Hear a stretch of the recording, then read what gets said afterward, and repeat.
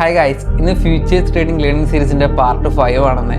So നമ്മളെല്ലാ കാര്യങ്ങളും പറഞ്ഞു. ഇന്നത്തെ വീഡിയോ നമുക്ക് പറയാൻ പോകുന്നത് എങ്ങനെയാണ് ഫ്യൂച്ചേഴ്സിൽ ഒരു പ്രോഫം കൊണ്ട് മേടിക്കുക, അതെങ്ങനെ കാര്യങ്ങൾ എന്നൊക്കെയാണ്. സോ നമുക്ക് കുറേ പ്രോഫംസ് ഉണ്ട് futures, like apex, lucid funding, my funded futures, top step, പിന്നെയും കുറേ ട്രേഡിഫൈ, അങ്ങനെ കുറേ വരുന്നുണ്ട്. സോ ഞാൻ പേഴ്സണലി യൂസ് ചെയ്തിട്ടുള്ളത് മൈ ഫണ്ടഡ് ഫ്യൂച്ചേഴ്സും ലൂസിഡ് ഫണ്ടിങ് ആണ്. സോ ലൂസിഡ് ഫണ്ടിങ്ങിനെ കുറിച്ച് പറയുകയാണെന്നുണ്ടെങ്കിൽ ഒരു 25K വാല്യുവേഷൻ മുതൽ അവർ സ്റ്റാർട്ട് ചെയ്യുന്നില്ല. ഇച്ചിരി 25K നിയർലി ഒരു $60 to $70 അടുത്ത് റേറ്റ് വരുന്നുണ്ട്. സോ ആ ഒരു അക്കൗണ്ട് മേടിച്ചിട്ട് നിങ്ങൾക്ക് നിയർലി ഒരു 4% ഡ്രോ ഡൗൺ കിട്ടും, 5% നിങ്ങൾക്ക് ടാർഗറ്റും. അതിൽ ഒറ്റ ഇവാലുവേഷൻ കാര്യങ്ങളും വരുന്നുള്ളൂ. 50% കൺസിസ്റ്റൻസി സ്കോർ ഉണ്ട്. പിന്നെ അതിൽ തന്നെ അവർ കൊടുത്തിട്ടുണ്ടാകും എത്ര മിനി എത്ര മൈക്രോ നിങ്ങൾക്ക് അതിൽ യൂസ് ചെയ്യാനൊക്കെ അവർ കൊടുത്തിട്ടുണ്ടാവും. പിന്നെ ഫണ്ടറിലോട്ട് പോകുകയാണെന്നുണ്ടെങ്കിൽ അതിൽ 25Kൻ്റെ കാര്യം ഞാൻ പറയുന്നത്. സോ 5 days $100 നമ്മൾ മേക്ക് ചെയ്യണം.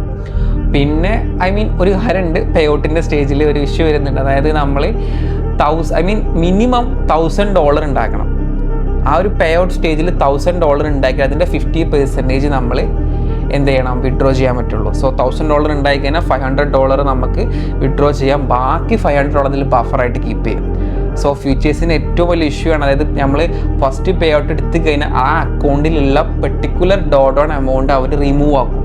സോ നിങ്ങൾ ഫസ്റ്റ് പേ ഔട്ട് എടുക്കുന്നതിൻ്റെ മുന്നേ അതിലൊരു പെർട്ടിക്കുലർ എമൗണ്ട് നമ്മൾ ബഫറായിട്ട് അല്ലെങ്കിൽ അടുത്ത പേ ഔട്ടിനുള്ള ഒരു ഡ്രോ ഡൗൺ ഉണ്ടെങ്കിൽ വെക്കണം. സോ നിങ്ങൾക്ക് കാര്യങ്ങൾ മനസ്സിലായി കരുതുന്നു. ബാക്കിയുള്ള ഈ പറഞ്ഞ കാര്യം ഡിസ്ക്രിപ്ഷനിൽ ഞാൻ കൊടുക്കാം. So see you soon.